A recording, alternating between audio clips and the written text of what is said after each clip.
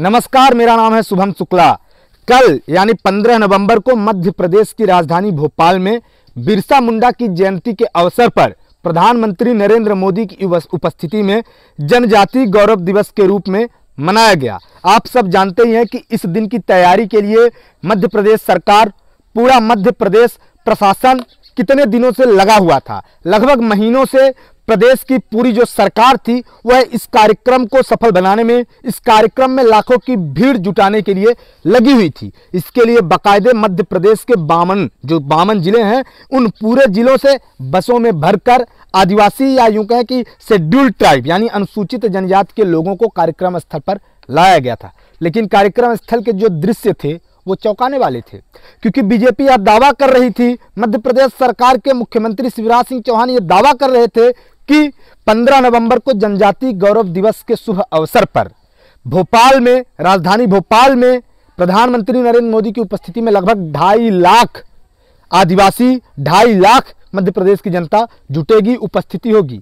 और इसके लिए बाकायदे लगभग इतने ही, इससे कुछ कम भी कह सकते हैं, लेकिन 2 से 2.5 लाख के बीच कुर्सियां भी लगाई गई थी।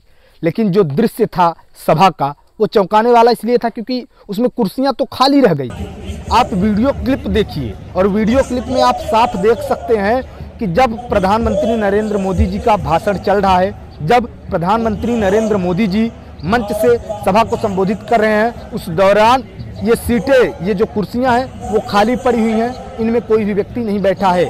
और आगे भी ये मंच से ज़्यादा दूर नहीं है, इसके अलावा मंच के समीप भी कुर्सियां इतनी भरी नहीं दिखाई दी, इतने लोग नहीं दिखाई दी जितना कि जनसमूह का बीजेपी दावा कर रही थी, जितने जन समर्थन का भारतीय जनता पार्टी के नेता दावा कर रहे थे। इसमें कोई शक नहीं कि लोग आए थे, लेकिन जो सरकार का दावा था कि 2.5 लाख लोग आए थे, उतने लोग नहीं पहुंचे क्योंकि हजारों की कुर्सियां खाली रह गई। इसको लेकर मध्य प्रदेश के वरिष्ठ पत्रकार अनुराग द्वारी ने भी इस वीडियो को ट्वीट किया है और उन्होंने ट्वीट करते हुए लिखा कि सरकार जो दावा था कि 2.5 लाख लोग आएंगे, उतने लोग नहीं आए और कुर्सियां खाली रह गई। अब ये कुर्सियां क्यों खाली रह गई ये तो भगवान ही जाने, लेकिन यह जनजातीय गौरव दिवस मनाने की जरूरत बीजेपी को क्यों पड़ी वो मैं आपको बता दूं। क्योंकि जो विधानसभा चुनाव है मध्य प्रदेश में वो 2023 में है और आंकड़े आप देखिए 2008, 18, 23 का, तो 2008 में बीजेपी 47 सीटें हैं शेड्यूल ट्राइब की। शेड्यूल ट्राइब जो अनुसूचित जनजाति की आरक्षित सीटें हैं मध्य प्रदेश में वो 47 हैं। तो जब 2008 में बीजेपी ठीक सीट में थी, उसके बाद 13 में बढ़ी और 18 में बीजेपी की 47 सीटों में से सिमट कर बीजेपी मात्र 16 तक रह गई थी। यानी 20 से भी कम सीटें अनुसूचित जनजाति की 2018 में बीजेपी की आई थी।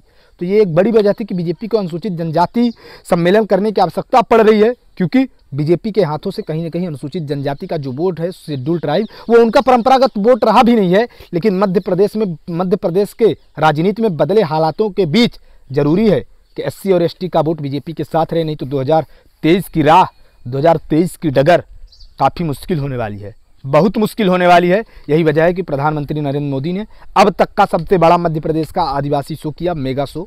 कल मेगा शो करके आदिवासी वोट बैंक में सेंधमारी का बिगुल भी बजा दिया है।